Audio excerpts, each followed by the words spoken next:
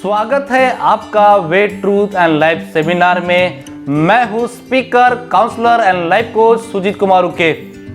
और आज की दुनिया में हम इर्द गिर्द जब देखते हैं, हम देखते हैं धार्मिक कल्पनाएं बहुत अलग अलग है।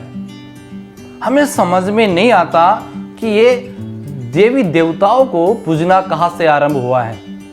वैदिक जीवन हमें बताता है कि उस समय में मनुष्य की धारणाएं ऐसी हो गई थी कि उन्होंने वायु को देवता मान लिया था, उन्होंने अग्नि को देवता मान लिया था, उन्होंने वर्षा को भी देवता मान लिया था।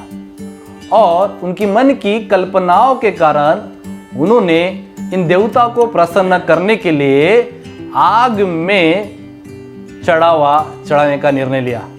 और इसी चढ़ाने के प्रक्रिया को कहते हैं हवि। जो आज आप सुनते हैं ना, हवन है ना, हवन जो आप सुनते हैं, जो शब्द आया है हवि शब्द से, तो ये हवि उस देवता को, चाहे वायु हो, अग्नि हो, वर्षा हो, उसे प्रसन्न करने के लिए वह उसे चढ़ाया जाता था।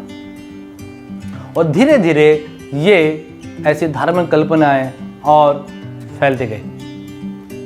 तो इस संदेश के द्वारा मैं आपको बताना चाहता हूं कि इसके पहले संदेश में भी हमने आपको बताया कि कैसे लोग अपने श्रेणियों से वर्ण में बदल गए, वर्ण जो कामों के आधार पर थे बदल गए, फिर वही वर्ण कैसे जन्म के आधार पर बदल गए, और फिर धीरे धीरे कैसे जातियां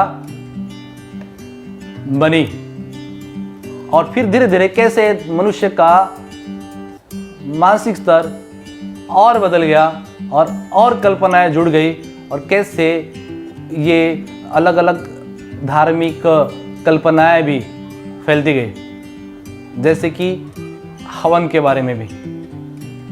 तो आज के समय में हमें समझना होगा कि ये प्रक्रिया कहीं पहले ही आरंभ हो गई थी।